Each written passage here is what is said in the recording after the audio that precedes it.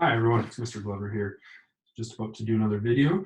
So the topic on today's video is going to be about using the general quadratic equation in vertex form to model specific functions by writing their equation if we know a description or if we know a graph.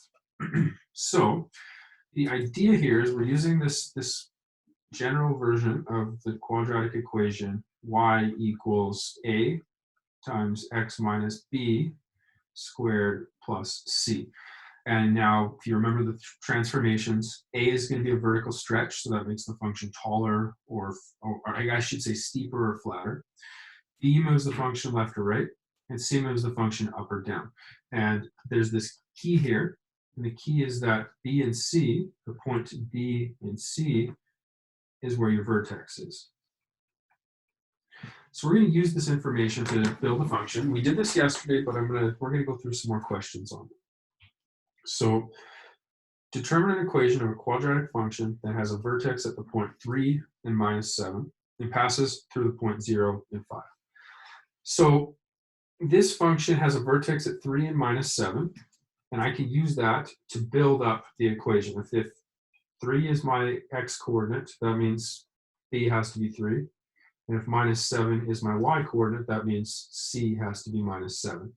So I can now build the kind of skeleton equation, y equals a times x minus b, so x minus 3 squared, plus c, which is -7, so I guess -7. We can then simplify this a bit. Y equals a times x minus 3 all squared minus 7. But what I don't know is a. I don't know if there's a stretch applied. We've got to use the point 0 and 5 that it passes through to calculate what a is. 0 is going to be our x coordinate. 5 is going to be our y coordinate. And we're going to go ahead and plug those numbers into our function. So where y is, we're going to put a 5. And where x is, we're going to put a 0.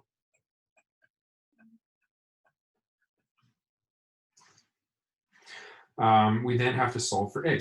So everything here is now a variable, or everything here is now a constant except for a. We can move the 7 over by adding it to both sides. So 5 plus 7 is going to get us 12 equals a times -3 squared. And now we can square the -3. So 12 equals 9a. 12 over 9 equals a. And we can write this in lowest terms. If we divide it by 3, it'll become 4 over 3 equals a. So now my equation is going to be y equals a, which is 4 over 3, times x minus b, so x minus 3, all squared, plus c, which is -7, so -7. And now we can go and we can plug this or type this into Desmos, and we're going to confirm that this actually works. So going to Desmos, y equals 4/3, bracket x minus 3 all squared plus 7. Have to move our function or move our graph around a little bit because I can't see it. So here's our graph. The two criteria that we had, remember, if we go back, the two criteria we had were that it has a vertex at 3 and -7, and it has a passes through the point 0 and 5. Oh, this should be -7. Whoops. It has a vertex at 3 and -7, and it passes through the point 0 and 5. This function matches our description, and so this function is the function that matches the data.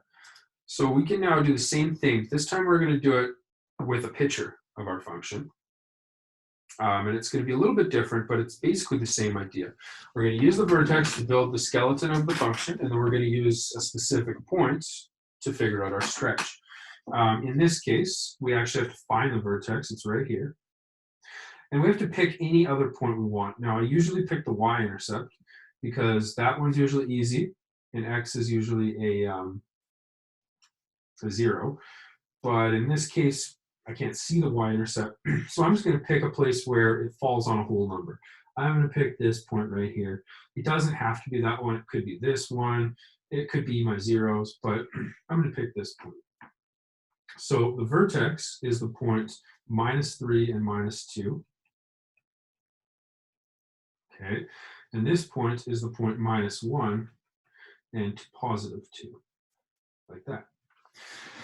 And so now we can build our function. The vertex tells me what B and C are. So if I have this general equation, I know my function must be y equals A times x minus b. So it'll be x plus 3.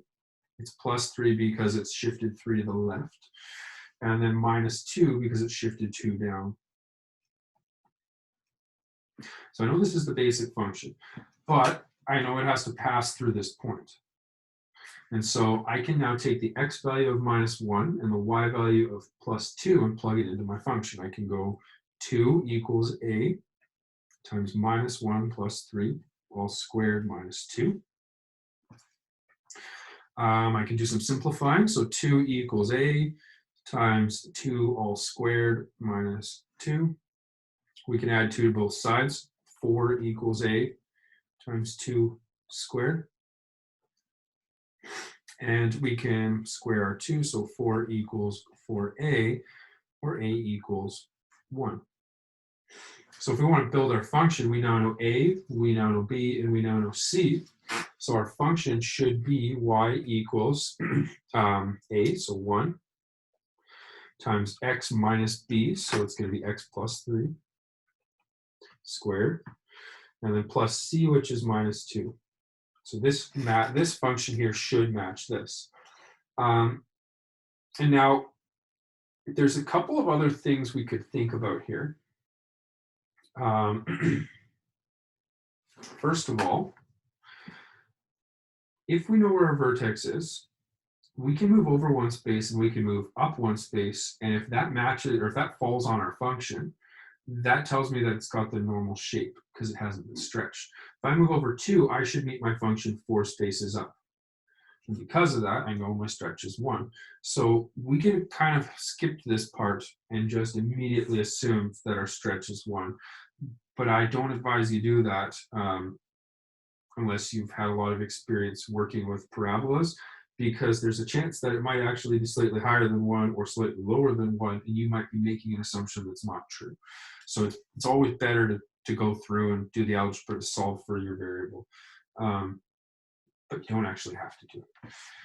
So I guess last thing we should do is double check this actually works. So we're going to plot this function, x plus 3 all squared minus 2.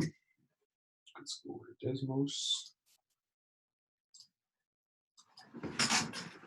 So y equals 1 times x minus 3 all squared. Is 2. Is this our equation?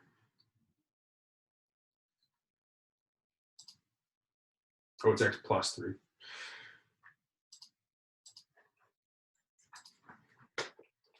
There we go. That looks more like it. We'll check that it has the same features. Still got the vertex at -3 and 2. If we zoom in, we can actually find that other point, which was right here, -1 and 2.